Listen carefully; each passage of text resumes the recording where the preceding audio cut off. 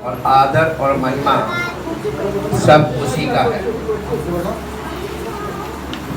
वचन सुनने के लिए तैयार हुए? जब आप बातचीत बंद करेंगे तभी वचन शुरू होगा। और एक डिसिप्लिन सीखिए, जब आप परमेश्वर की सभा में आते हैं तो वचन डिस्टर्ब ना हो आपके कारण, क्योंकि एक व्यक्ति के कारण अगर डिस्टरबेंस होती है तो पकड़ा वही जाएगा, क्योंकि उसने कई लोगों को सुनने से महरूम किया। वचन में बीच में ना बात करें, आपकी आवाज नहीं सुनाई देनी चाहिए, ये डिसिप्लिन। और जब आप डिसिप्लिन फॉलो करेंगे तभी आपको कुछ समझ में आएगा, वरना इधर से सुनेंगे इधर से निकाल देंगे, दुनिया की आवाजें आप सुनते रहते हैं। हालेलुया। हम परमेश्वर का धन्यवाद करते हैं क्योंकि परमेश्वर धन्यवाद के योग्य है, और सारी महिमा उसको देते हैं क्योंकि महिमा की योग्य भी वही है। और सबसे ज़्यादा परमेश्वर ने आदर किस चीज़ को दिया, अपने नाम को या अपने वचन को? तो हमें किस चीज़ को आदर देना चाहिए? तो जब आप वचन सुनने के लिए आए हैं, आपका उद्देश्य क्या है?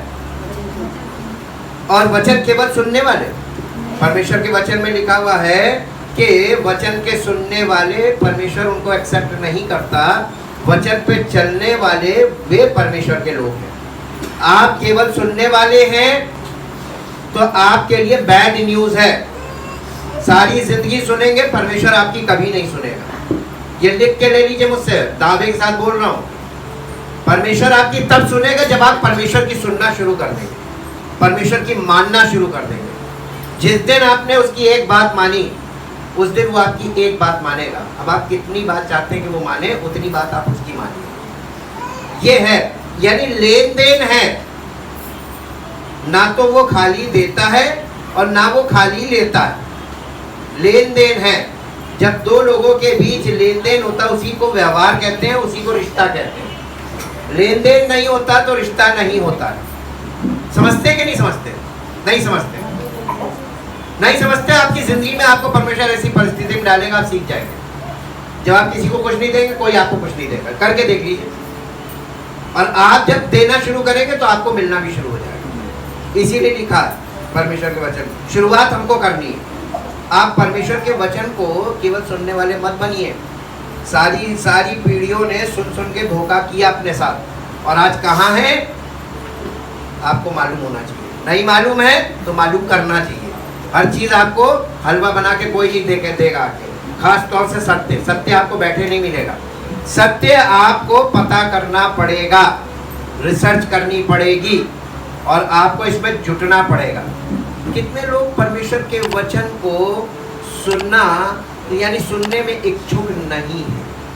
अपने अंदर झांक के देखिएगा। मैं आपसे यानी सवाल करके पूछ नहीं रहा हूँ कि आप जवाब दें। सबके जवाब हाँ ही होते हैं, ना किसी का नहीं होता।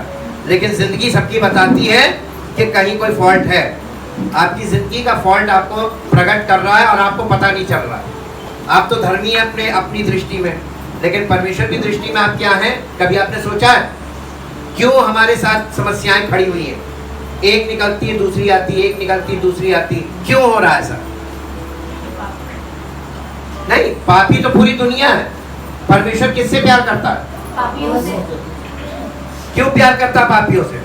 ये उन पापियों से प्यार करता है जो अपने आप को पापी मानते हैं और परमेश्वर के आगे समर्पित हो जाते हैं। उन पापियों से प्यार करता है। जो पाप करते रहते हैं उनसे प्यार नहीं करता है। इंटरप्रिटेशन में प्रॉब्लम है। आप वचन सुनते हैं तो उसको मिस इंटरप्रेट करते हैं अपने अंदर। नहीं, मिस इंटरप्रेट मत कीजिए। आप उसको अपने अर्थ में मत समझिए।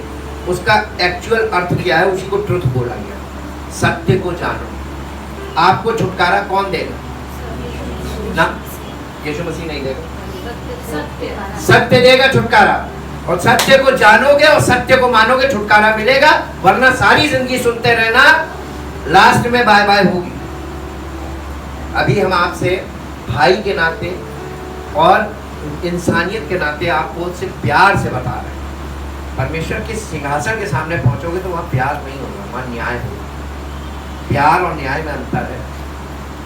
प्यार होता है रिश्ते में, और जब रिश्ता नहीं होता, अपराधी होता है, तो उसके साथ न्याय होता है, प्यार में नहीं होता। आपको कितना सीरियस होना चाहिए परमेश्वर के वचन को सुनने और मानने के लिए। होना चाहिए कि नहीं? आप क्या खिलवाड़ कर रहे हैं? सुनने को खूब मिल रहा है, लेकिन आपके जीवन में उसका इतना सा भी अंश कहीं दिखाई दे रहा है? आपकी सोच कहीं बदली? आपका व्यवहार कहीं बदला? जो जो लोग इस कैटेगरी में हैं जो मैं बोल रहा हूँ, आपके लिए बहुत बड़ी वार्निंग है। 2022 लगा हुआ है एकदम, आप पे क्या बीतने जा रही है वो आप सोच लेना। उसके बाद कोई सुनवाई नहीं होगी। न्याय की गद्दी पे जब परमेश्वर आप न्याय आसन के सामने जाते हैं, वहां पे आपकी सफाई नहीं चलेगी। कानून के अनुसार आप दोषी ठहरते हैं और कानून के द्वारा ही आप छूट सकते हैं, ये नियम है। आपको कानून क्या कहता है, आपके अपराध के विषय में वही मान्य होगा, वही निर्णय होगा। Are you serious? क्या सीरियस है? सुनने के लिए या सुनकर मानने के लिए? बहुत सावधान हो जाइए, बहुत सावधान हो जाइए। हम आपको बता रहे हैं, ये वार्निंग समझ लीजिए। इतनी भयानक, जैसा लिखा है वैसा ही होने जा रहा है। अचानक ऐसी विपत्ति आएगी, आपको मौका नहीं मिलेगा भागने का, बचने का या कुछ बचाव में कुछ करने का, बिल्कुल नहीं मिलेगा। सट से खत्म, कहानी खत्म हो जाएगी। क्या आप उस दिन के लिए तैयार हैं कि जब मैं जीवित हूं तब भी प्रभु का? इसीलिए पौलुस ने कहा था, जीवित रहना मेरे लिए मसीह और मरना लाभ, क्योंकि तब तो हम परमेश्वर के ग्रहण हो जाएंगे। आप क्या परमेश्वर के यहाँ ग्रहण योग्य हैं? अपने अंदर झांकना शुरू कीजिए, अपने अंदर झांकना शुरू कीजिए, क्योंकि आज की पीढ़ी अपने अंदर नहीं झांकती। उसमें मोबाइल में झांकती रहती, पड़ोस में झांकती रहती और दुनिया में देखती रहती कहाँ क्या हो रहा, लेकिन अपने अंदर कभी नहीं देखती। इंट्रोस्पेक्शन खत्म हो गया। मालूम क्यों? सब ऐसी अज्ञानता में है कि अपने आप को धर्मी समझ रहे हैं। आप वचन सुनते, आप धर्मी नहीं हैं। व्यवस्था किनके लिए थी? अधर्मियों के लिए। तो आप परमेश्वर की व्यवस्था को सुनते हैं तो आपकी क्या समझ में आता है? हमें किन चीजों से बचना है और समझना नहीं, हमको उसमें बचने का कोई रास्ता ही नहीं। कानून आपको ये बताता है कि ये तुम्हारा अपराध है ना? तो आप जब कानून में, जब आपके पास सम्मन आता है कोर्ट से, आप गिरफ्तार होते हैं, सबसे पहले आपको क्या चाहिए होती है? बेल, है ना? जमानत चाहिए होती है। उसके बाद आपको कोर्ट में पेश होना पड़ता है। फिर आपको सबसे पहले कोर्ट में पेश होने से पहले किसकी जरूरत पड़ती है? क्यों जरूरत पड़ती है? वकील। आप तो पढ़े लिखे हैं, कानून की किताब पढ़िए, खुद अपना मुकदमा लड़िए। प्रोटोकॉल नहीं ब्रेक कर सकते। This is the protocol. आप कानून के इतने अच्छे जानकार नहीं हैं। आपको कानून के द्वारा दोषी ठहराया गया है और कानून में आपके दोष से आपका बचाव कैसे होगा? वो कानून से ही होगा। कानून दोषी भी ठहराता है और कानून आपको सफाई देने की इजाजत देता है कि आप अपनी सफाई पेश करो, आप अपना पक्ष रखो। लेकिन न्याय कौन करेगा? तो जज को आप कन्विंस और नहीं कर सकते, आपको एक वकील चाहिए। अब मान लीजिए आपका वकील जज को कन्विंस नहीं कर पाया, तो आपके साथ क्या होगा? दोषी कौन?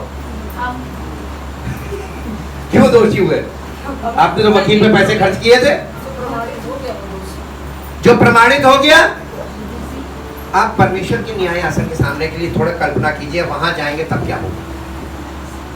आपकी इमोशनल बातें वहां नहीं चलेगी ना, आपके आंसू वहां पे काउंट किए जाएंगे। न्याय की गद्दी पर कुछ नहीं, कोई इमोशन नहीं काम करता वहां पर ट्रुथ, सत्य। सत्य परमेश्वर को बताने की कोशिश मत करना, ना सिखाने की कोशिश करना, वो सत्य जानता है। तुम्हारे दिल के विचारों को जानने वाला है, इसलिए ये भी मत सोचना कि हम ये कहेंगे, उसके सामने कुछ नहीं चलेगी। परमेश्वर केवल अपने लॉयर की सुनेगा। और परमेश्वर का लॉयर कौन है मालूम? नहीं, जीसस क्राइस्ट हमारा लॉयर है, होली स्पिरिट भी हमारा लॉयर है। लॉ जो आपने नहीं सोचा था, the law of God, 10 commandment, ये है सरकारी वकील। दोष कौन लगाएगा? यीशु मसीह ने कहा था यहूदियों से कि मैं तुम पर दोष लगाने नहीं आया, दोष लगाने वाला तो पहले से है, अर्थात मूसा। मूसा क्या लाया था? नहीं, व्यवस्था। तो मूसा का नाम क्यों लिया था? क्योंकि मूसा के द्वारा तुम्हें जो व्यवस्था दी गई है 10 हुकुम, वहीं पर तुम दोषी हो। मुझे दोष लगाने की जरूरत नहीं, मैं तो दोषियों को छुड़ाने आया हूं। आप यीशु मसीह को क्या समझ रहे हैं? आपको दोष मालूम है कि आपके ऊपर दोष क्या लगा? मुझे छोड़ किसी को ईश्वर करके ना मानना, 10 हुकुम पहली आज्ञा। अब आप ये झांक के देखिए अपने अंदर, आप किसको ईश्वर मानते हैं? पहली आज्ञा बता रहा हूं, जिसने एक तोड़ी उसने सब तोड़ी। ये नियम है व्यवस्था का, 10 हुकुम का ये नियम है। जो सब बातों को मान लिया, एक तोड़ दी, वो सब में दोषी ठहरा। आपने पहली तोड़ दी, तो आपने कितनी तोड़ी? अब आप ये बताइए, क्या परमेश्वर को कितना जानते हैं?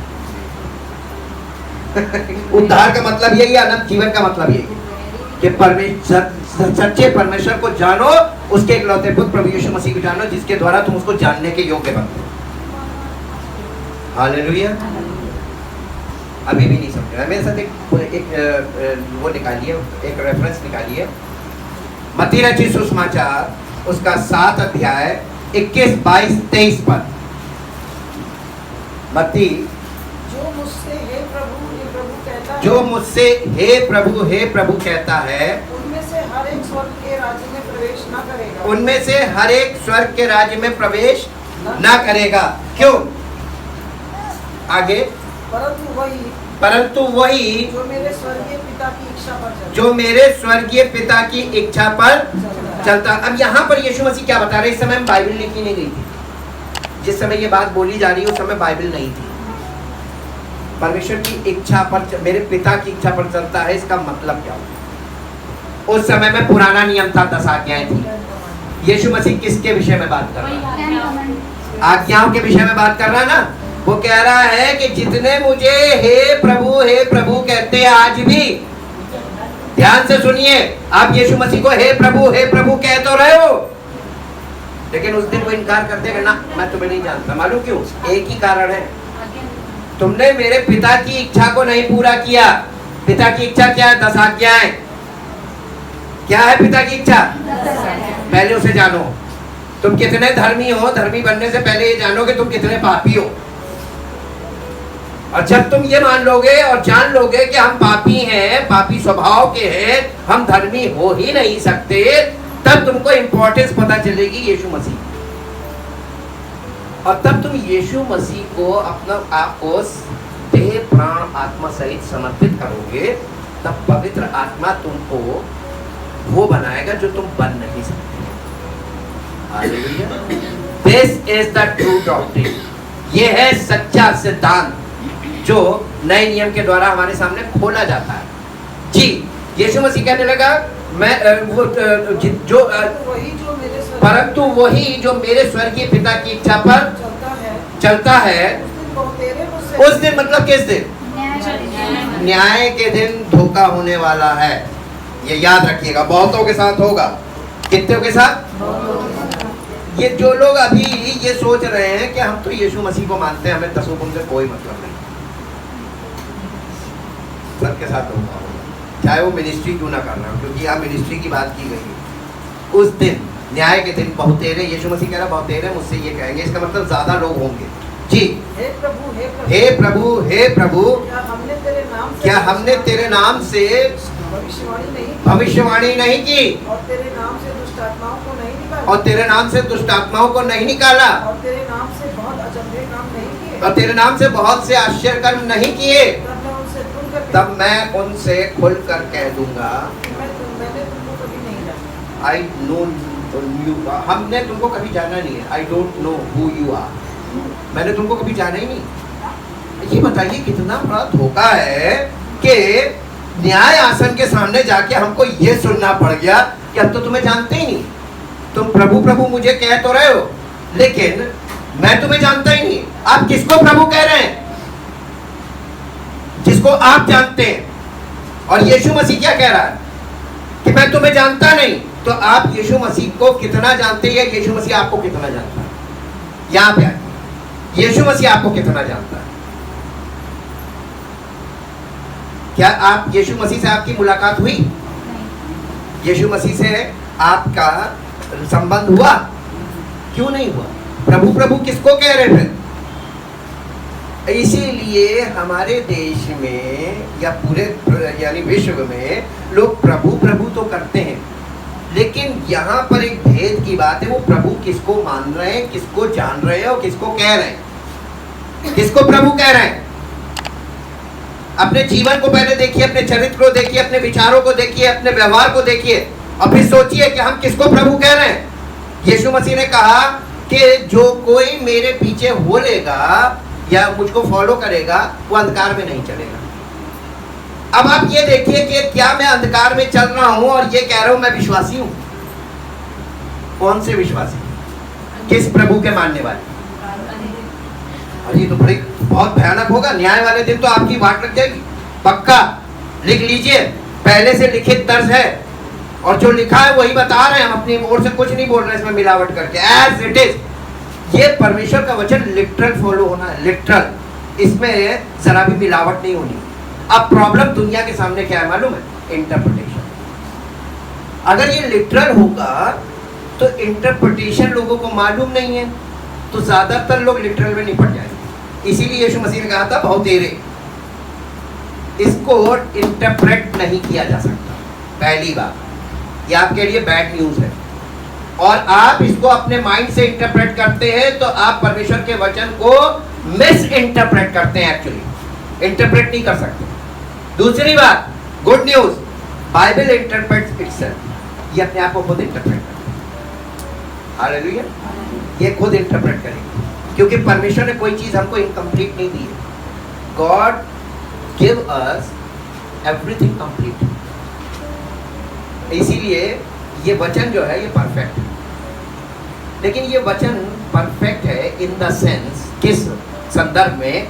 ये वचन आपको जानकारी पूरी देगा, पूरी जानकारी देगा, पॉजिटिव भी देगा, नेगेटिव भी देगा। अब प्रॉब्लम कहां पे मालूम है?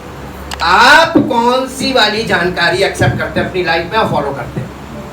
पॉजिटिव भी है, नेगेटिव भी है। आपको मालूम है व्यवस्था में एक बात लिखी हुई है कि परमेश्वर ने मूसा के द्वारा बोला कि मैंने तुम्हारे आगे जीवन और मृत्यु दोनों रखा है, चुनाव किसको करना?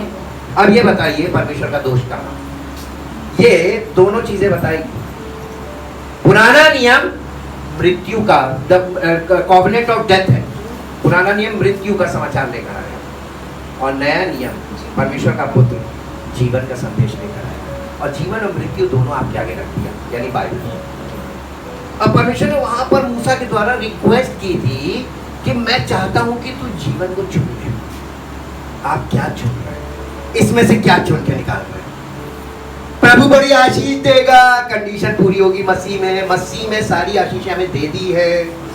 आप पुराना नियम लोगों को कोट करते हैं ना, प्रार्थना के ऊपर, आशीष के ऊपर। अरे आप चिंता मत करो, प्रभु तुम्हें बहुत आशीष देगा। सिस्टर आप परेशान मत होइए, हम आपके लिए प्रेयर कर रहे हैं, प्रभु आपको आशीष देगा। किस आधार पे? अगर हमारा उसके साथ संबंध नहीं है तो क्या आशीष देगा? नहीं, झूठा संदेश। हाँ, जो है वो भी चला जाएगा, नष्ट हो जाओगे, मिलेगा कुछ नहीं। इसलिए इसको इंटरप्रेट, मिस इंटरप्रेट मत करो, उसकी तो बहुत भयानक सजा है और इंटरप्रेट तुम कर नहीं सकते। तो जितने लोग इसको इंटरप्रेट कर रहे हैं वो क्या कर रहे हैं? मिस इंटरप्रेट कर रहे हैं। This is the right teaching. ये पवित्र आत्मा हमको ये सत्य बताता है और इसीलिए नया नियम भरा पड़ा है कि जैसे इस्राएलियों में झूठे भविष्यवक्ता थे वैसे ही तुम में झूठे उपदेशक होंगे। और कितने होंगे? क्योंकि दुर्लभ चीज क्या मालूम है? पवित्र आत्मा का किसी व्यक्ति में वो काम करना ये दुर्लभ चीज है। ये मैक्सिमम रूप में आपको कहीं देखने को मिलेगा नहीं। और पवित्र आत्मा नेचर ऑफ गॉड से देखिए तो यीशु मसीह ने बड़े बड़े सिनेगॉग में यानी आराधनालयों में गया अपने समय में, लेकिन किस आराधनालय में वो अंदर गया? क्योंकि उनके आराधनालय में अंदर नहीं जा सकते। कवर्ड एरिया जो था ना, बाहर का आंगन छोड़ के, आंगन में वरंडेस बने हुए थे, यानी कनाते वो लगा के, छत लगा के बाद में उसमें वो बना दिया था कि वहाँ पर लोग जमा रहते थे, वहाँ पर ही प्रीचिंग होती, टीचिंग और प्रीचिंग। अंदर कुछ नहीं होता था। अंदर टीचिंग और प्रीचिंग नहीं थी, अंदर था कम्युनियन। द फर्स्ट कंपार्टमेंट जहाँ पर रोटी की मेज थी और दीपदान था, ये था कम्युनियन प्लेस। वहाँ पर सहभागिता परमेश्वर की रोटी दिखाता, परमेश्वर के वचन, जीवित रोटी यीशु मसीह, जीवन की रोटी, और लाइट भी यीशु मसीह। यीशु मसीह के साथ उनकी पर्सनल कम्युनियन इसको दिखाता है। और ये वाले पार्ट में केवल उस जमाने में एक वंश के लोग अलाउड थे कि वो जा सकते थे, और वो थे लेवी वंश। यीशु मसीह यहूदा के गोत्र से था। क्या बताइए, यीशु मसीह कभी अंदर गया? तो यीशु मसीह आज बिल्डिंग में कैसे जा सकता, जब उस जमाने में बिल्डिंग में नहीं गया था? हाँ, यीशु मसीह घर में जरूर गया, अपने समय में घरों में जाता था, लोगों के घरों में गया, और वो घरों में उसने काम किया, घरों में लोगों को सिखाया। लेकिन यीशु मसीह ने कभी भी जाकर बिल्डिंग में नहीं, आराधनालय नाम की बिल्डिंग में कभी घुसा नहीं। और जीसस नेवर चेंज, कभी नहीं बदलता। क्या आज बदल गया? यीशु मसीह ने बड़ी बड़ी बिल्डिंगें बना ली, आप बड़ी बिल्डिंगों में रहता। यीशु मसीह ने अपने बारे में स्टेटमेंट दिया कि मनुष्य के पुत्र के लिए सर रखने की जगह नहीं है इस धरती पर। मालूम क्यों? कोई उसे अपने यहाँ रखना ही नहीं चाहता है, ना अपने घर में रखना मांगता है, ना अपने अंदर रखना मांगता है, क्योंकि वो रहेगा तो आप जो चाहते हैं वो नहीं कर सकते, इसलिए उसको नहीं रहने देते। यूहन्ना में लिखा हुआ है कि वो एक चमकता और जलता हुआ दीपक था, जिसमें के साथ तुमने थोड़े समय बिताना अच्छा समझा, लेकिन थोड़ी देर बाद तुम वापस भाग जाते। कितनी देर आप यीशु मसीह के साथ कम्युनियन में रह सकते हैं? सच बताइएगा, कितनी देर रह सकते हैं? आवाज ही नहीं रह सकते। क्यों नहीं रह सकते? ज्योति तुम्हारे बीच में, अगर आप उसके साथ ज्यादा समय तक टिक नहीं सकते, क्यों? आपको टिकने की आदत नहीं है, आपको कन्विक्ट होता है कि नहीं, यहां मैं गलत हूं। परमेश्वर के वचन में चले। इंग्लिश में पढ़ना बेटा, ये Matthew chapter 7 verse 21, 22, 23 in English. Not everyone who says to me, Lord, Lord, Lord, will enter the kingdom of will heaven, enter the kingdom of heaven, but he who who does the will of my यीशु मसीह ने ये क्यों नहीं कहा कि जो कोई मुझ पर विश्वास करेगा वो स्वर्ग के राज्य में प्रवेश कर जाएगा? क्यों नहीं बोला? हाँ, Jesus is also under the control of his father. इसलिए वो व्यवस्था को क्या करने आया था? हटाने नहीं आया था। आज मैक्सिमम लोगों का ये मानना है कि अब हमारा व्यवस्था से कोई मतलब ही नहीं। कैसे? आप जड़ हटा दिए, फाउंडेशन हटा दिए, घर खड़ा रहेगा? फाउंडेशन ही में तो घर है। इसीलिए मैंने आपको ये एक ट्रुथ बताया था, अभी भेजा था कि law is the foundation of kingdom of God and new testament is the super structure. ये स्ट्रक्चर फेल क्यों? फाउंडेशन के लिए। पौलुस क्योंकि ओल्ड टेस्टमेंट का बहुत अच्छा स्टूडेंट था, गैमलियल के चरणों में बैठ के सीखता था और खुद फॉलो करता था। उसके अंदर जो रेडिकलाइजेशन आ गया था बिकॉज ऑफ रिलीजियस टीचिंग, उस रेडिकलाइजेशन से उसको किसने छुड़ाया था मालूम आपको? When Jesus appeared himself, जब यीशु मसीह ने अपने आप को उसके सामने प्रकट किया, वो अंधा हो गया। और अंधा हो गया क्योंकि वो अपने जमाने का सबसे टॉप लॉ का जानने वाला था। यीशु मसीह ने उसको क्यों पकड़ा? For the foundation of the church. He is the founder of the church. पौलुस की शिक्षाओं को कलीसियाओं में किनारे कर दिया, लेकिन पौलुस के द्वारा ही पवित्र आत्मा ने फाउंडेशंस रखी है न्यू टेस्टामेंट। आपको मालूम है न्यू टेस्टामेंट डॉक्ट्रिन कहाँ पाई जाती? किसी को नहीं मालूम है ना। Old testament is the foundation. New testament में कलीसिया की जड़ कहाँ पाई जाती है? फाउंडेशन इन द एपिसोड्स, पत्रियों में। और आपको मालूम है पत्रियों को नजरअंदाज किया जाता है, 4 गॉस्पेल को नहीं बनाता। मिसअंडरस्टैंडिंग और मिसकॉन्सेप्शन का कारण ये पत्रियों में इसकी डॉक्ट्रिन है।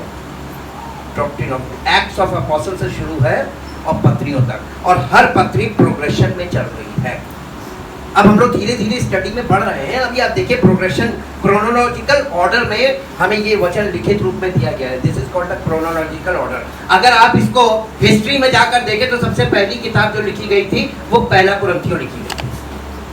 लेकिन ये क्रोनोलॉजिकल ऑर्डर इसलिए बनाया गया है ताकि पवित्र आत्मा के, परमेश्वर के उद्देश्य को और उसके प्लान को हम क्रोनोलॉजिकली समझे कि हमारे जीवन में ऐसे स्टेप्स पूरे होने। इसलिए रोमन्स पहले आते, एक्ट्स के बाद। एक्ट्स लिखी है लूका, जिसने लिखी उसी ने एक्ट्स लिखी है। और इस पुस्तक का नाम उसने रखा था प्रेरितों, पवित्र आत्मा के कार्य। The works of the Holi spirit is the original name of the book acts of apostles. लेकिन पवित्र आत्मा ने कहा ना, यहाँ पे नाम लिखो, इसका टाइटल करो एक्ट्स ऑफ द अपोस्टल्स, ताकि लोग ये जाने कि पवित्र आत्मा ने अपोस्टल्स के द्वारा काम किया। हालेलुया जी। But he who does the will of my Father, Yeshu Masih कह रहा है but he who does the will of my Father who is in heaven। पिता की इच्छा को कहाँ से आप जानेंगे? परमेश्वर पिता ने जब यहूदियों को मिस्र से निकाला था, कनान नहीं पहुंच रहे थे, बार बार उनको यही नहीं मालूम था what is sin, what is not. पाप क्या है, पाप हम कैसे जानेंगे पाप को? हमारी लिमिटेशंस क्या हैं? अगर हम उस लिमिट को क्रॉस करते हैं वही पाप है। पाप की एक्चुअल परिभाषा है लिमिट क्रॉस करना। आप किसी से कोई चीज बोल रहे हैं, बच्चे को ये बोलते हैं बेटा वहां मत जाना, तो एक लाइन खींच रहे हैं आप, वो इमेजिनरी होती, लेकिन बच्चा नहीं मान रहा। उसने उस लाइन को क्रॉस किया तो क्या होता है? पनिशमेंट, है ना? यही है लॉ। लॉ का मतलब है कि हमारी फ्रीडम कितनी है और उसके बाद जो है वो सिन। ठीक, परमेश्वर ने 10 आज्ञाएं दी। ये 10 आज्ञाएं परमेश्वर की विल थी। This is the will of the father. और बिना विल के आप ये बताइए आगे की बात कैसे की जा सकती है? हर देश का जो कानून बना उसकी बैकबोन है 10 कमांडमेंट्स, जो अब अमेंडमेंट होते होते अब वो खत्म हो गई। अब पब्लिक डिमांड पर सारे कानूनों को जो रिस्ट्रिक्टेड थे उनको फ्री किया गया। और आप प्रकाशित वाक्य में जाके देखिए, शैतान जो खोला गया वो लिखा है ना, इसका मतलब लॉ में लोगों को टोटल फ्रीडम दे दी, लिबरलिज्म आ गया। अब आपकी इच्छा है, आप जो चाहो, और जब आप पकड़े जाओगे और आप साबित हो जाएगा कि आप गलत हो, तब आप पर सजा का।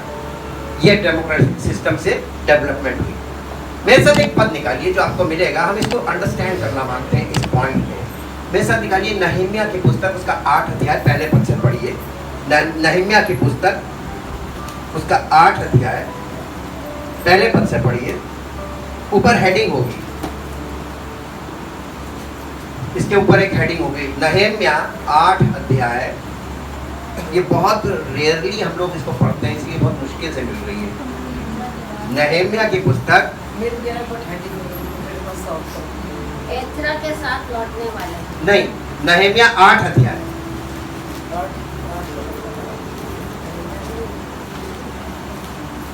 जब 7वां महीना निकल नहीं, हेडिंग क्या है?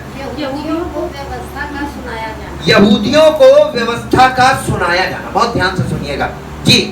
जब 7वां महीना जब निकट आया, 7वां महीना, ये कौन सा महीना चल रहा है? नवा चल रहा है ना, यानी जुलाई की बात है। जब 7वां महीना निकट आया उस समय सब इजराइली अपने अपने नगर में थे। अपने अपने नगर में थे। तब उन सब लोगों ने एक मन होकर जल फाटक के सामने, ये सुलेमान का मंदिर है, उसमें जल फाटक के सामने, के चौक में इकट्ठे होकर, जल फाटक के सामने के चौक में इकट्ठे होकर एज्रा शास्त्री से कहा, एज्रा शास्त्री से कहा कि मूसा की जो व्यवस्था मूसा की जो व्यवस्था यहोवा ने इजराइल को दी थी, यहोवा ने इजराइल को दी थी, उसकी पुस्तक ले आ। उसकी पुस्तक ले आ। इसका मतलब लॉ की बुक थी जी। तब एजरा सातवें याजक, एजरा याजक, तब एजरा याजक तब एजरा याजक 7वें 7वें महीने के पहले दिन को क्या स्त्री क्या पुरुष जिन्हें सुनकर समझ सकते थे, कंडीशन क्या थी? क्या स्त्री क्या पुरुष? जितने सुनकर समझ सकते। व्यवस्था के लिए बहुत जरूरी है कि सुनने वाला समझे, और अगर सुनने वाले के पास समझ नहीं है तो वो खुद जिम्मेदार, परमेश्वर इसकी जिम्मेदारी नहीं लेता। तुम सब बातों में बुराई करने में समझदार हो, केवल इसी बात में समझदार नहीं। इसी में तुम बेबी बने हुए हो। कोई तुम्हें परमेश्वर के वचन की आरंभिक शिक्षा फिर से सिखाता रहे, हमेशा पालने में रखे रहे, गोद में लेके चलता रहे, मेरे बच्चे चलो लेके चले जी। उन सबों के सामने व्यवस्था को ले आया। वो उसकी बातें हैं वो उसकी बातें भोर से दोपहर तक, टाइमिंग देखो, भोर से और दोपहर तक उस चौक के सामने जो जल फाटक के सामने था, क्या स्त्री क्या पुरुष, क्या स्त्री क्या पुरुष, और सब समझने वालों को पढ़कर सुनाता रहा। व्यवस्था पढ़ के सुनाई जा रही थी, वर्बली नहीं सुनाई जा रही थी जी। और लोग व्यवस्था की पुस्तक पर कान लगाए रहे। क्या करें? किस पर? ओल्ड टेस्टमेंट बहुत इंपॉर्टेंट है, इसमें बहुत जड़ यहीं से पैदा होगी, और अगर जड़ नहीं होगी तो आपके जीवन में कभी भी फल नहीं आएगा। लिख लीजिए मुझसे स्टैम्प पेपर पे जी। एजरा शास्त्री काठ के एक वो क्या बोलते स्टेज, लकड़ी के एक स्टेज पर जो इसी काम के लिए बना था, खड़ा हो गया, और उसकी दाहिनी ओर मत्तिया, शेमा, अनायाह, उय्याह, हिलिकिया और मासिया, और बाईं ओर बदाया, मिशाएल, मलिकिया, माशरू, हाँ और मशुल्लाम खड़े थे। हाँ खड़े थे जी। तब एजरा ने जो सब लोगों से ऊंचे पर था, सबों के देखते उस पुस्तक को खोला, और जब उसने उसको खोला तब सब लोग उठ खड़े हुए। जब व्यवस्था की पुस्तक खोली गई तो लोगों ने क्या किया? ऑनर द वर्ड जी। तब एजरा ने महान परमेश्वर यहोवा को धन्य कहा, धन्य कहा, और सब लोगों ने अपने अपने हाथ उठाकर आमीन आमीन कहा, और सिर झुकाकर अपना अपना माथा भूमि पर टेक कर यहोवा को दंडवत किया। किसको दंडवत कर रहे हैं? लेकिन वो तो परमेश्वर की व्यवस्था की पुस्तक खुली गई। आदि में वचन था, वचन परमेश्वर के साथ था, और वचन जी यीशु बानी शेरेब्या यामीन अकूब शपते होरिया हाँ कलीता हाँ अजरिया हाँ योजाबाद हाँ हानान हाँ और पलाया जी नामक लेवीय लोगों को हाँ व्यवस्था समझाते हुए और लोग अपने अपने स्थान पर खड़े हुए। नहीं, यहाँ कुछ इनकम्प्लीट हो गया। ये लोग जितने नाम लिए गए ये लेवीय लोग हैं, ये लोगों को व्यवस्था समझा रहे हैं, समझाते गए। वो लोग सुन रहे थे और ये लोग साथ साथ उसको समझा रहे थे उनको जी। और लोग अपने अपने स्थान पे खड़े, और लोग अपने अपने, बताइए भोर से लेकर दोपहर तक लोग खड़े होकर सुन रहे थे। उन्होंने परमेश्वर की व्यवस्था की पुस्तक से पढ़कर अर्थ समझा दिया और लोगों ने पाठ को समझ लिया लिया। और लोगों ने पाठ को समझ लिया। लेकिन हम यहाँ पर देख रहे हैं इतना आपको प्रोवाइड किया जा रहा है, उसके बाद भी लोगों की समझ में क्यों नहीं आ रहा? कोई मन नहीं लगाता। सच बात यही है। आप अपनी गतिविधियों में लिप्त रहते हैं, एक आपकी प्रायोरिटी सेट नहीं है, फर्स्ट नंबर गॉड नहीं है आपकी लाइफ में, और आप चाहते हैं कि वो सब कुछ आपको दे दे। देगा? कॉमन सेंस से सोचिए, कभी नहीं देगा।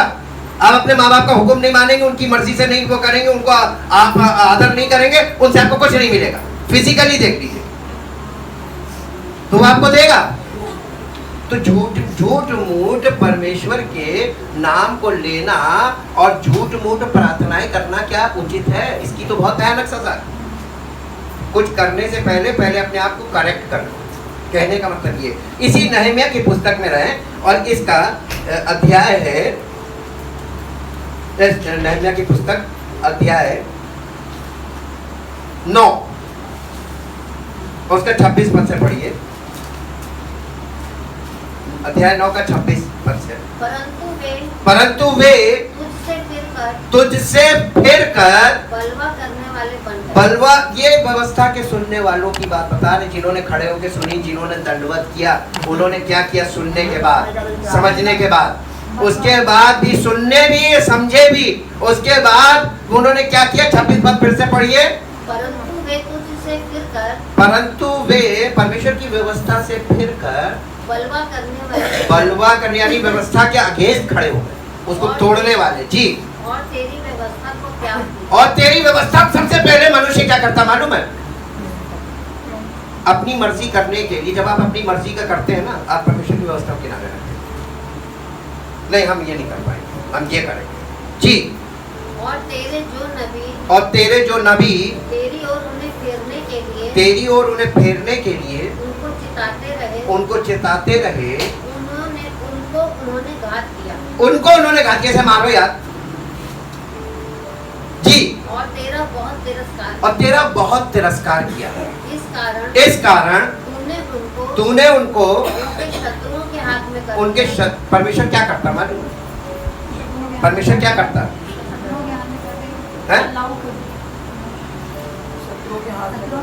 आज क्या कर रखा है? किसके हाथ में है आप? दुश्मन चारों तरफ है। जो आंख से दिख रहे हैं वो तो दुश्मन कम है, जो आंख से नहीं दिख रहे वो ज्यादा है। इलेक्ट्रॉन माइक्रोस्कोप में भी देखेंगे ना, तो आप सिर्फ दुश्मन को देख सकते हैं, उसे मार नहीं सकते, ऐसे दुश्मन है।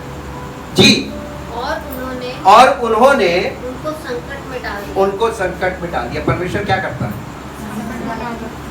कितने लोग आज संकट में हैं? सच बताना। कितने लोग संकट में है ना? रहेंगे, रखेगा, मालूम करता है।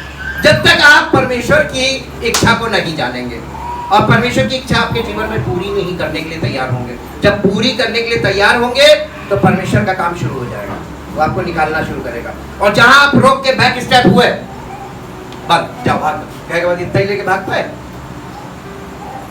आपको हम आज एक बहुत अच्छी बात बता रहे हैं, सच है ये, कि जब आप पहली बार, जब आप परमेश्वर को कभी नाम ही नहीं सुना, यीशु मसीह का नाम नहीं सुना, पिता, परमेश्वर, पवित्र आत्मा, वचन, कुछ नहीं आपको मालूम, बिल्कुल जीरो, आप पहली बार परमेश्वर के वचन को सुनने आते हैं, परमेश्वर के भवन में आते हैं, उस दिन आपको कुछ भी नहीं, आपको यानी विश्वास नाम की चीज तो आपके अंदर होती नहीं, एक आशा होती है कि यहाँ पे प्रभु हमारी सुन लेगा, हमारा काम बन जाएगा। और आप मुझसे, मेरे पास आते हैं, मैं आपके लिए सिर्फ सिंपल प्रेयर करता हूँ कि प्रभु आपका अनुग्रह इस पर हो और आपके जीवन में आश्चर्य हो जाता है, आपको छुटकारा जरूर मिलता है 100%। पहली बार में काम होता है। और उसके बाद आप क्या करते हैं? दुख में सुमिरन सब करें, सुख में करे ना कोई। जो सुख में सुमिरन करे तो दुख काहे को होए। आपका जहां दुख कटा, छुटकारा मिला, उसके बाद आप अपने रास्ते, अब मत है, कोई प्रॉब्लम नहीं, कोई प्रॉब्लम नहीं, ये नेचुरल है। और ये इतने साल की सेवकाई में मैंने बहुत अच्छे से सीख लिया, समझ लिया। हमें अपना स्थान नहीं छोड़ना, हमें परमेश्वर की आज्ञा से बाहर नहीं भागना लोगों के पीछे, हमें उसकी मर्जी में बने रहना, हमें टाइट रखेगा ताकि हम उनके पास ना जाएं। वो परमेश्वर को खोजे, जिसने पहली बार काम किया था, अब क्यों नहीं कर रहा? बैटरी डाउन हो? हाँ, परमेश्वर ने तुम्हें एक बार अनुग्रह करके ये बताया कि मैं कर सकता हूं और मैंने कर दिया, लेकिन तुमने पलटकर उसका धन्यवाद भी नहीं किया और उसकी ओर नहीं मुड़े। दोबारा जब तुम आओ तो प्रार्थना से काम नहीं बनेगा। पिता है बेवकूफ थोड़े ही है, उसने भी थोड़ा अब कहेगा अब तुम घुटनों के बल भी बैठ के प्रार्थना करोगे तो भी नहीं सुनूंगा, मालूम क्यों? क्योंकि तुम लेके भाग जाओगे। तो मैं एक बार तो सबको दे देता हूं, लेकिन बार बार अगर तुमको चाहिए तो मेरे राज्य में आओ। तो बाकी सब चीजें तुम्हें आपसे आप मिलेंगी। कंडीशन है, क्या आप कंडीशन पूरी करने के लिए तैयार हैं? नहीं करेंगे तो नुकसान किसका? मेरा कोई नुकसान नहीं, हमारा तो काम सत्य बताना है और आपको सच्चाई से एक वर्ष निकालिए जो आपको मिलेगी यहोशू की पुस्तक और उसका पहला अध्याय और उसका 8वां पद पढ़ दीजिए। यहोशू की पुस्तक पहला अध्याय 8वां यहोवा पद। के दास मूसा की मृत्यु के बाद यहोशू पहला अध्याय 8 पद। व्यवस्था की हाँ, यह पुस्तक व्यवस्था की ये पुस्तक तेरे चित्त से कभी ना उतरने पाए। कहां से, तेरे चित्त से। क्यों बोला? अब तो हमें पूरी बाइबल मिल गई है। जब ये उस समय की बात है जब बाइबल नहीं थी, जब केवल व्यवस्था की पुस्तक थी, तब की बात है। अब तो यीशु मसीह आ गया ना, अब हमें इसकी क्या जरूरत है? इसे तो बाइबल से हटा देना। यीशु मसीह ने तो इसी को पूरा किया। हाँ, कैसे हटा दें? आपको कन्विक्शन कहाँ होगा कि आप पापी हैं? दूसरा ये कि कन्विक्शन कहाँ होगा कि आप परमेश्वर को नहीं जानते, और जिसको आप परमेश्वर मान रहे, कल्पना कर रहे हैं, वो परमेश्वर नहीं है। पहला हुक्म, मुझे छोड़ किसी को ईश्वर करके ना मान। और जिसने एक तोड़ी उसने 10 तोड़ी। जी, इसी में दिन रात ध्यान दिए रहना। इसमें ये चित्त से ना हटने पाए, इसी में दिन रात ध्यान दिए रहना। कब कब 24 घंटे इस पे फोकस रहना। लॉ पे फाउंडेशन है जी।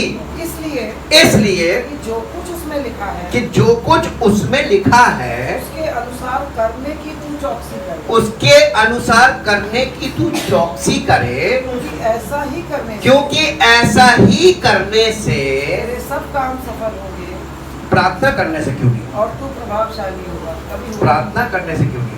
कभी होता ही नहीं। ये तो भ्रम है। हमको इतने साल हो गए आपको सिर्फ ये बताने के लिए कि प्रार्थना से, हाँ वो प्रार्थना है ही नहीं एक्चुअली। आपको यही तो समझना है कि आप जो बोल रहे हैं वो प्रार्थना नहीं है। प्रार्थना का मतलब होता है इंटरसेशन, जो दूसरों के लिए किया जाता है, अपने लिए नहीं। That is called prayer. Prayer means intercession जी। आगे बढ़ो। हाँ, नहीं, ऐसा ही करने से तेरे सब काम सफल होंगे। कितने काम सफल होंगे? सब काम। अब ये बताइए कि इसकी शुरुआत आप कब करेंगे अगर आप चाहते हैं कि आपके सब काम सफल और हो? तू प्रभावशाली होगा। और तू प्रभावशाली रहेगा। प्रभावशाली होगा। और प्रभावशाली बनने के लिए लोग साम दाम दंड भेद का इस्तेमाल कर रहे हैं, तो हो नहीं सकते। इंग्लिश में पढ़ना बेटा। This book of the law this book of the law shall not depart shall not depart out of your mouth, out of your mouth, but you shall meditate on you shall meditate on it on it day and night, that you may observe। के बारे में हमने आप लोगों को बहुत अच्छा बताया। What is the meaning of observe? आप जब मेडिकल में जाते हैं, सीरियस कंडीशन में पेशेंट को लेके जाते हैं, इमरजेंसी में रखते हैं, लेकिन वो एडमिट नहीं करते, पहले उसको अंडर ऑब्जर्वेशन रखा जाता है, ऑब्जर्व किया जाता है। फिर वो ये देखते हैं कि इसको एडमिट करना है, कि इसको रेफर करना है, या इसको टेस्टिंग के लिए भेजना है, क्या करना है। वहां पर वो ऑब्जर्वेशन का मतलब ये कि ऑब्जर्वेशन ये बताता है कि हमको क्या करना है। निर्णय लेने के लिए ऑब्जर्व करना बहुत जरूरी है। That you shall meditate on it, and that you may observe that you में जब आप मेडिटेट करेंगे, दैट यू में observe and do according to and do according to all that is written in all that is written in it. तुम व्यवस्था को understand इसलिए नहीं करते हो क्योंकि उसको मेडिटेट नहीं करते हो, और मेडिटेट नहीं करते हो इसलिए ऑब्जर्व नहीं कर पाते हो कि तुमको उद्धारकर्ता की जरूरत है। कितने लोग यीशु मसीह को चाहते हैं कि उद्धारकर्ता मिल जाए? कितने लोग चाहते हैं? कुछ लोगों को नहीं चाहिए। तो सब लोगों ने हाथ ही नहीं उठाया। कैसे कह रहे सही है? हम सब दूसरे का कैसे जमानत ले लेंगे? इसको भी चाहिए। किसको चाहिए उद्धारकर्ता? सबको चाहिए।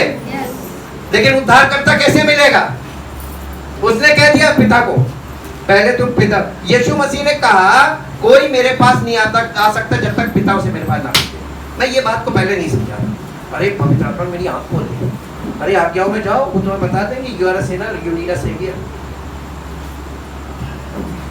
जी आगे, For then you you shall make your way. shall make your way, यानी लिखा है कि परमेश्वर तुम्हें कुछ बना के देगा, रास्ता बना के देगा। You shall make your way You shall make your way, prosperous, आपको अपना रास्ता प्रॉस्परस बनाना है तो परमेश्वर के वचन को मेडिटेट करो और ऑब्जर्व करो अपने आप को, इंट्रोस्पेक्शन। जी, and then you shall deal wisely you shall deal wisely and have good success. and जब आप वाइजली डील करेंगे तो सक्सेस तो आपके सामने है। हालेलुया। किसी को सक्सेस नहीं चाहिए, सबको क्या चाहिए मालूम है? थप्पड़ मार के दे दो। सक्सेस चाहिए? नहीं सक्सेस। बुद्धि चाहिए? नहीं बुद्धि नहीं चाहिए। आपको तो सब पका पकाया दे दो, हम बर्बाद करें अपनी अभिलाषाओं में। जी, आप अब नए नियम में चलते, लॉर्ड डराता है। मेरे साथ एक पद निकालिए जो आपको मिलेगा मरकुस रचित सुसमाचार, उसका 7 अध्याय 8 पद से पढ़िए, 8 से 13 पढ़िए। मरकुस 7 अध्याय। आज्ञा को, जी, क्योंकि तुम परमेश्वर की आज्ञाओं को टाल कर, हाँ, परमेश्वर की आज्ञाओं को प्रचारक क्या कर रहे हैं? ये यहूदी उनसे बोल रहा है, शास्त्री फरीसियों से बोल रहा है यीशु मसीह, तुम परमेश्वर की आज्ञाओं को टाल कर मनुष्यों की रीति को आज लोग क्या कर रहे हैं? ऑब्जर्व कीजिए इसमें जाके और वहां बाहर देखिए क्या हो रहा है। तुम परमेश्वर की आज्ञाओं को टाल कर मनुष्यों की रीति को मानते हो। और उसने उनसे कहा तुम अपनी रीतियों को मानने के लिए, तुम अपनी रीतियों को मानने के लिए परमेश्वर की आज्ञा ऐसी अच्छी तरह से टाल देते हैं। परमेश्वर की आज्ञाओं को आज लोग क्या कर रहे हैं? ये जनरेशन परमेश्वर की आज्ञाओं को टाल कर रीतियों को मान रहे हैं। लोगों के सामने रीति प्रेजेंट कर रहे हैं, आज्ञाओं को हटा रहे हैं। जी, क्योंकि मूसा ने कहा है, कि अपने पिता और अपनी माता का आदर कि अपने पिता और अपनी माता का आदर करो। इसमें कोई ऑप्शन नहीं है। और जो कोई पिता व माता को बुरा कहे अवश्य मार डाला, वो अवश्य मार डाला जाए। परंतु तुम ये कौन है मालूम? शास्त्री फरीसी, law teachers in the time of Jesus Christ, Yeshu Masih के समय के व्यवस्थापक। यीशु मसीह उनसे कह रहा हो, तुम कहते हो, यदि कोई अपने पिता व माता से, इनका परसेप्शन देखिए, मूसा की गद्दी पर जो बैठे हैं, इनका परसेप्शन देखिए। तुम कहते हो कि जो कोई अपने माता पिता की, यदि कोई अपने पिता व माता से कहे, यदि कोई अपने पिता व माता से कहे, जो कुछ तुझे मुझसे लाभ पहुंच सकता था, जो कुछ मुझे तुझसे लाभ पहुंच सकता था, वह कुर्बान अर्थात संकल्प हो चुका। यानी मैंने अपने जीवन परमेश्वर को दे दिया, अब हम तुम्हारी कुछ सेवा नहीं कर सकते, मैं तो परमेश्वर का सेवक हो गया। आज ये टीचिंग है, और इसीलिए किसी घर में आपको माता पिता का आदर नहीं मिलेगा। ना खुद करते हैं, ना ये चीज टीचिंग में आ रही। रिलीजियस टीचिंग दे देंगे लेकिन स्पिरिचुअल नहीं, लॉ है बेसलेस। जी, तो तुम उसको उसके पिता व उसकी माता की, तो तुम उसके पिता और उसकी माता की कुछ सेवा करने नहीं देते। ये किसने बीच में रास्ता बना दिया? परमेश्वर ने मूसा से कहा था, इनसे कहना अपने माता पिता का आदर करें, उनकी सेवा करें, इनका भला होगा और ये दीर्घायु होंगे। ये पूरी कंडीशन दी हुई। और आज क्या चीज शिक्षा चल रही? अपना जीवन परमेश्वर को दे दो, माता पिता को छोड़ो। अरे ज्यादातर लोग कर रहे हैं, परमेश्वर को देने से पहले परमेश्वर को माँ बाप की मर्जी के खिलाफ जा रहे हैं। Spiritual life में balance. स्पिरिचुअल शुरू ही नहीं होती है जब आपने पहले ही तोड़ दिया। अब अनुग्रह नहीं होगा, ये स्पिरिचुअल नहीं है, ये रिलीजियस है जी।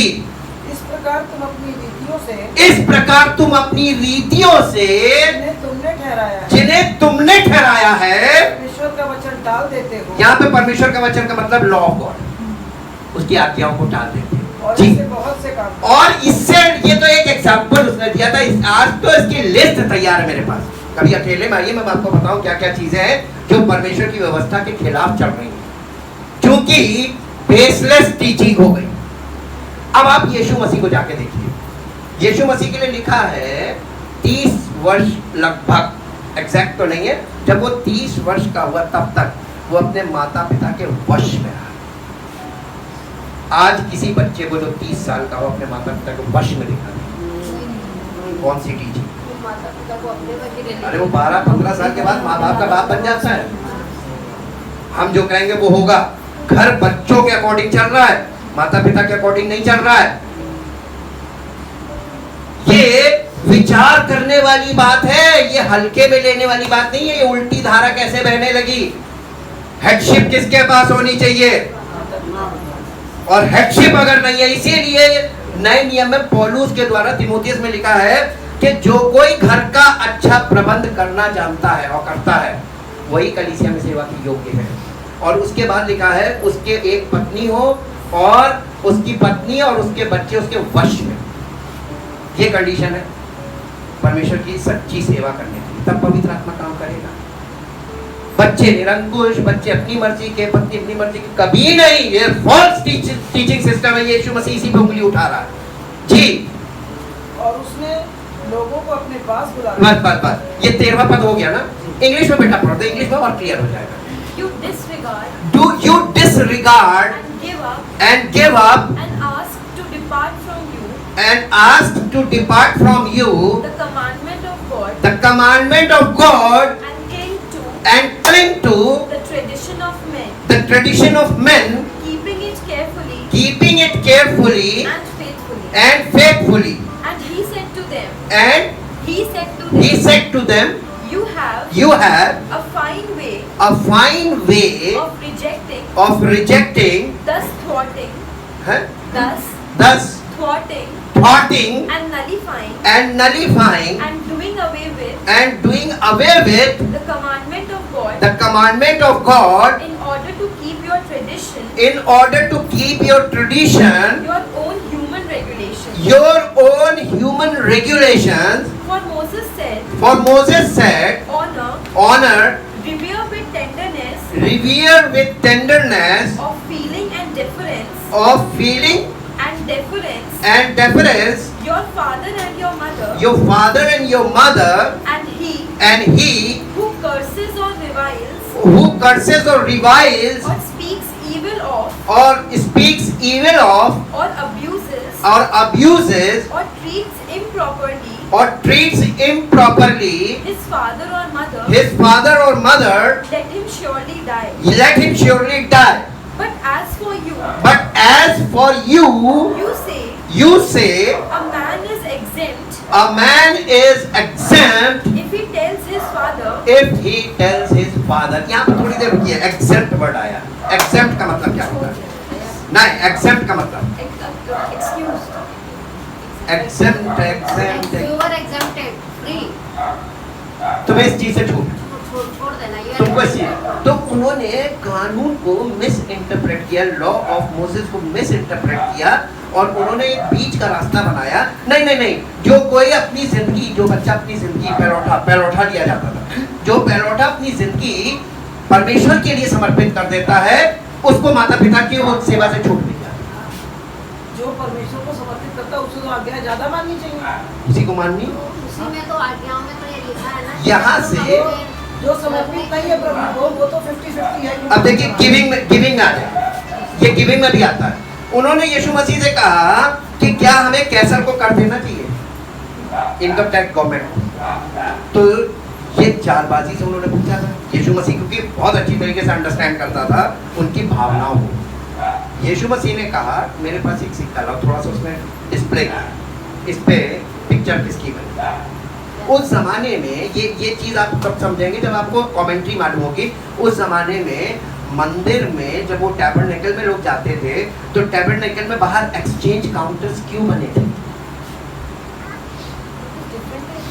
नहीं, जो मंदिर के अंदर पैसा जाता था वो एक्सचेंज होता था। टेंपल का करेंसी अलग होती थी और कंट्री करेंसी अलग होती थी, दो करेंसी थी। टेंपल करेंसी अलग थी, तो वो लोग लेके जाते थे और वहां काउंटर पे एक्सचेंज कराते थे और टेंपल करेंसी को ही अंदर भेजते थे। अंदर ये संसार की पैसा नहीं जाता था, टेंपल की करेंसी जाती थी। जिसकी करेंसी होगी उसी को देनी।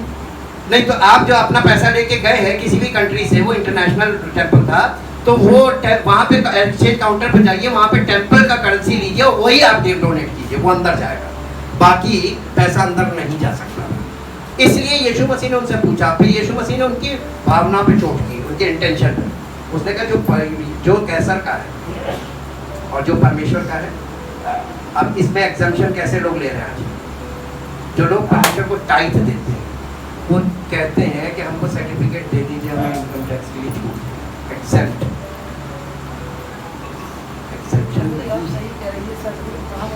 एक्सेप्शन नहीं है, according to the law and according to the word of God, according to the will of God, according to the plan of God, there is no exception. Physical, spiritual, दोनों तरफ मत दो परमेश्वर को। अगर तुम इस नियत से देते हो तो मत दो, परमेश्वर मांगता नहीं है, तुम दे रहे हो। ये धन्यवाद की भेंट है कि परमेश्वर तूने मुझे इस लायक किया कि मैं ये, मेरे को इनकम मिली, उसका मैंने ये हिस्सा निकाला है। आपको उसने ये नहीं कहा कितना जो दे तू मन में ठाने वैसा दान, मांग नहीं रहा है।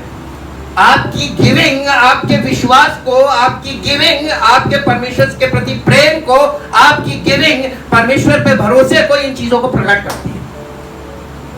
जी अब आ जाइए टॉपिक पे। एक्सेप्ट वर्ड आया था ना। A man is exempt A man is exempt if he tells his father if he tells his father or his mother what you would otherwise have gained gained from me everything I have that would have been of use to you is qurban, that is a gift already given as an offering to God. मैंने तो अपने आप को परमेश्वर को as an offering दे दिया। अब मैं तेरे लिए, अब यीशु मसीह को देखिए, जब वो सलीब पर था अपने पिता की इच्छा भी पूरी कर रहा था, लेकिन अपनी माँ को नहीं भूला।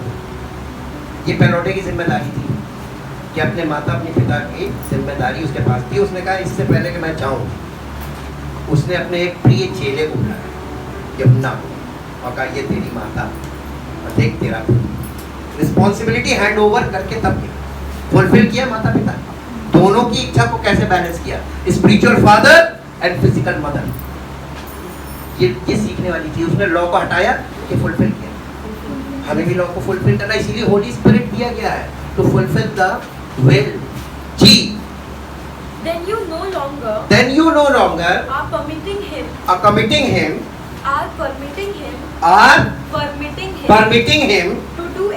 to do anything for his father or mother, but are letting him off from helping them.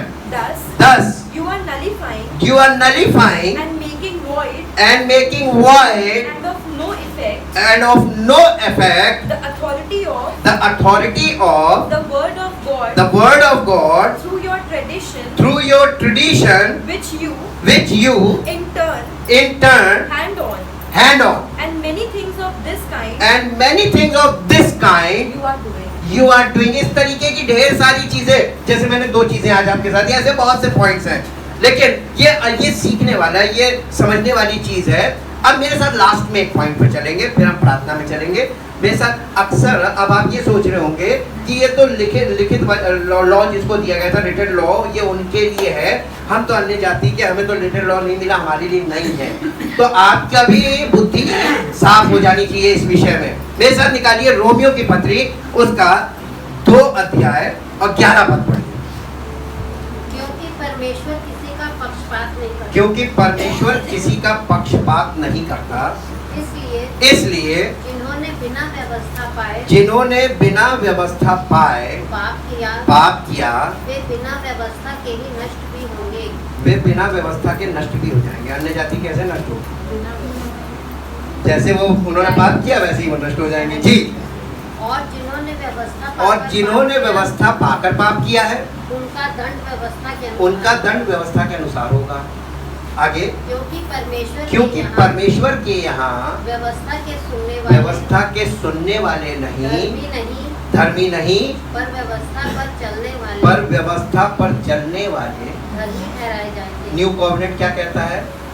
ये परमेश्वर ने उस समय उनसे कहा था कि मैं जो अब नई व्यवस्था इनको दूंगा, नई वाचा बांधूंगा, वो पुरानी वाचा के समान ना होगी। अब मैं इनके हृदय में अपनी व्यवस्था समवाऊंगा और इनके मनों पे यानी माइंड्स में लिख दूंगा और मैं अपना आत्मा इनमें समवा दूंगा ताकि ये मेरी व्यवस्था पर चले।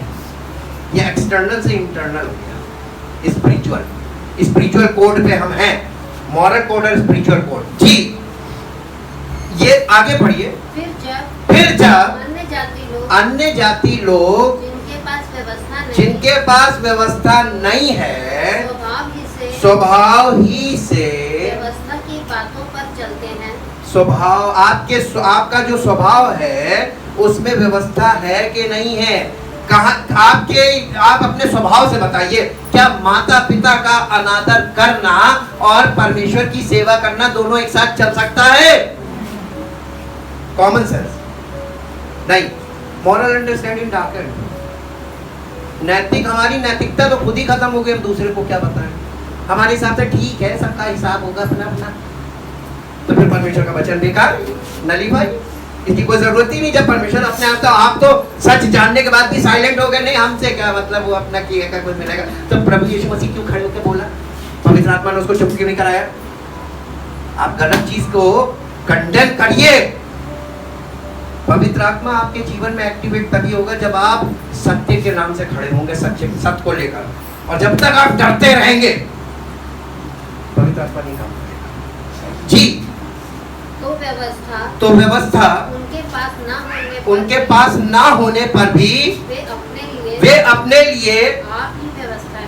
अन्य जाति के लोगों सुन लो, हम सब अपने लिए व्यवस्था है, आप व्यवस्था है। हमें अपनी व्यवस्था को देखना है, हम कौन सी व्यवस्था मान रहे हैं, अपने कौन सी नैतिकता पे हम खड़े हैं। क्या हमें उद्धारकर्ता की जरूरत नहीं है? यही चीज तो हमें बताती है, हमें जरूरत है। जी। वे व्यवस्था की बातें अपने अपने हृदयों में लिखी हुई दिखाते हैं और उनके विवेक भी गवाही देते हैं और उनके विचार परस्पर दोष लगाते या उन्हें निर्दोष ठहराते हैं। जिस दिन परमेश्वर मेरे सुसमाचार के अनुसार यीशु मसीह के द्वारा मनुष्यों की गुप्त बातों का न्याय करेगा, उस दिन ये खोल दिया जाएगा। अब आप ये बताइए कि प्रभु यीशु मसीह पर विश्वास करके आपके अंदर व्यवस्था डालने का काम किया जाता है। ये है पवित्र आत्मा का पहला काम।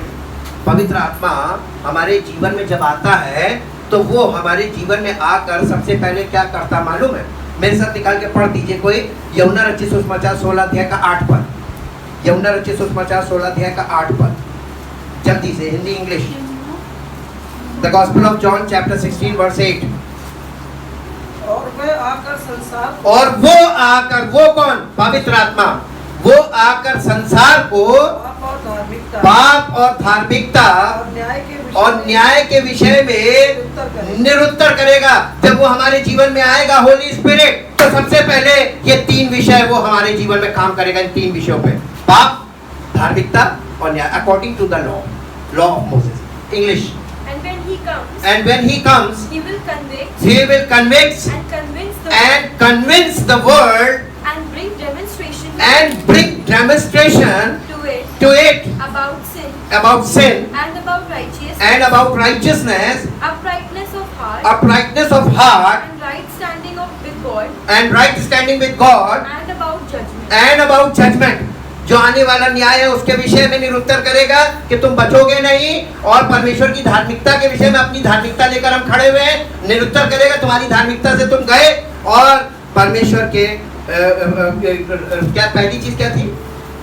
सिन, पाप के विषय। सबसे पहले आपको पाप के विषय में, आपकी परिभाषा पाप की सबकी अलग अलग बनी हुई है, वो आपको आकर पाप के विषय में निरुत्तर करेगा according to the 10 Commandments. Thank you thank you thank you Lord. धन्यवाद धन्यवाद धन्यवाद। अगर आपको परमेश्वर के पवित्र आत्मा के द्वारा वचन ने अंदर चोट पहुंचाई है और आपके अंदर ये चीज आई है कि नहीं, हमें अपने आप को जांचने की भी जरूरत है और अपने आप को समर्पित करने की जरूरत है उस उद्धारकर्ता के सामने, जिसके बिना दुनिया में कोई उद्धार नहीं पा सकता। इसमें भी जीसस क्राइस्ट, वो यीशु मसीह है।